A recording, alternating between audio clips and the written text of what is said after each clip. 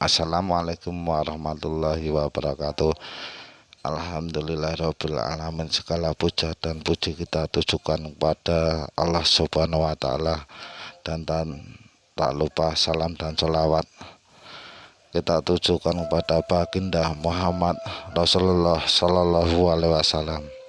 Semoga kita di hari kelak hisab penghitungan kita mendapatkan syafaatnya.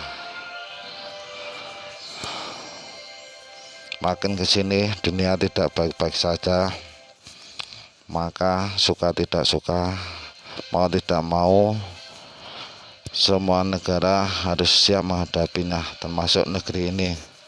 Dan itu semua tergantung dari pemimpin negara tersebut. Dan alhamdulillah presiden yang akan dilantik besok itu yang terpilih menyadarinya.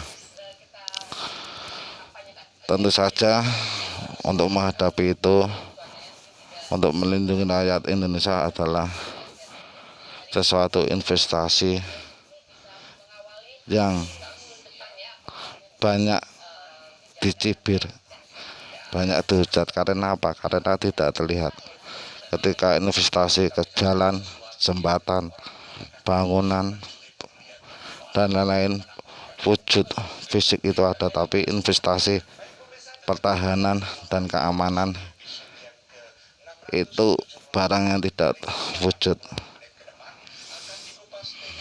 Rasa aman dan selamat bagi rakyat negeri ini, itulah bentuk dari pertahanan dan keamanan itu ditegakkan. Ya, posisi sulit untuk itu, mau tidak mau, suka tidak suka harus menghadapinya. Spot-spot konflik makin meningkat di belahan bumi ini. Di Rusia Ukraina makin memanas, dan terbaru Vladimir Putin memperbarui doktrin nuklirnya untuk menghadapi musuh-musuh yang ada di belahan barat. Konflik Cina Asia Timur juga makin meningkat, walaupun grafiknya meningkatnya tidak setajam yang di Rusia Ukraina maupun di Timur Tengah.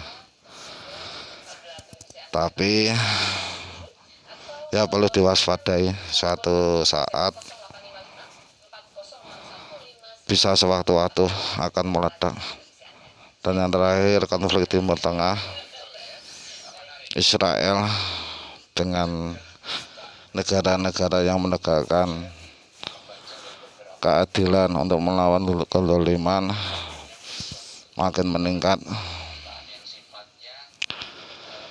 Dan yang terbaru, Hasan Nasrallah, pemimpin Hizbullah, meninggal. Sebelum itu pemimpin komandan pasukan Hizbullah di Lebanon meninggal berurutan. Sebelumnya lagi Ismail Haniyah meninggal di Iran.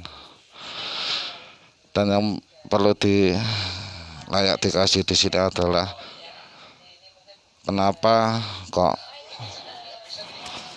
komandan pasukan Hizbullah dan pemimpin Hizbullah banyak yang terbunuh, itu pun dalam jumlah yang besar, dan hampir tiap hari itu ada. Setelah itu satu pertanyaan, apa kalau dalam dunia intelijen itu layak dikaji untuk mencari titik keberadaan pemimpin yang akan menjadi target itu ada. Tetapi kenyataannya Israel untuk membunuhnya seperti menepuk lalat yang siap untuk ditepuk. Pertanyaannya, apakah Hizbullah sebodoh itu tidak ada kontra untuk melawan itu? Apakah hanya semata-mata kecanggihan teknologi perlu kita kaji. Kalau saya melihat teknologi juga memegang peran yang penting. Kemajuan teknologi satelit seperti yang digunakan Starlink Elon Musk yang berada di atmosfer terendah itu yang paling efektif, dan Israel mempunyai itu untuk pemetaan. Tetapi bukan semata-mata itu.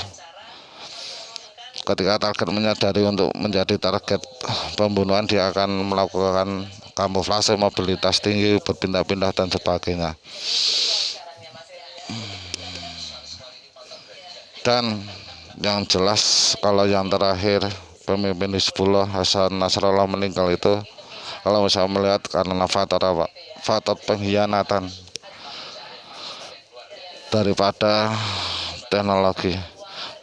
Jadi agen-agen Mossad yang ditanamkan di Hizbullah dikolaborasi dengan kecanggihan teknologi, dan itu mungkin layak untuk dijadikan pelajaran di negara manapun untuk mengkontrol hal-hal itu.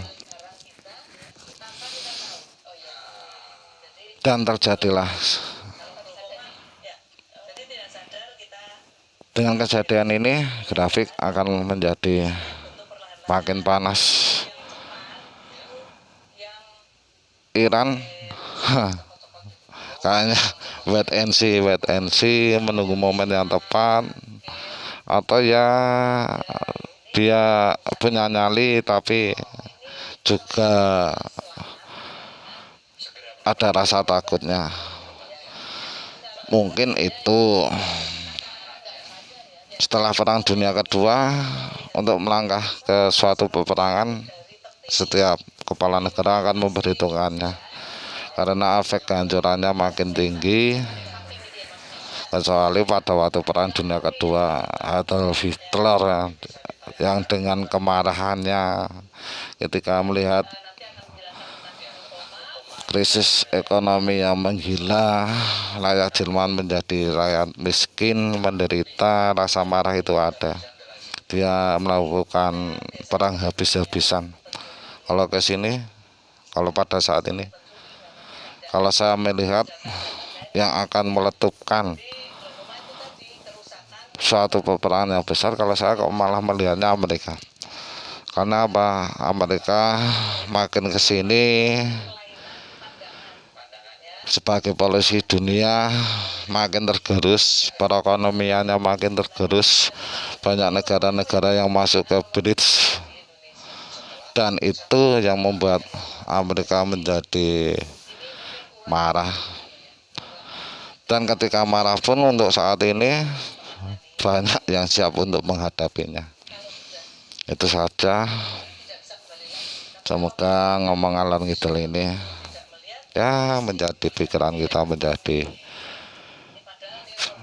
akan tahu akan keadaan global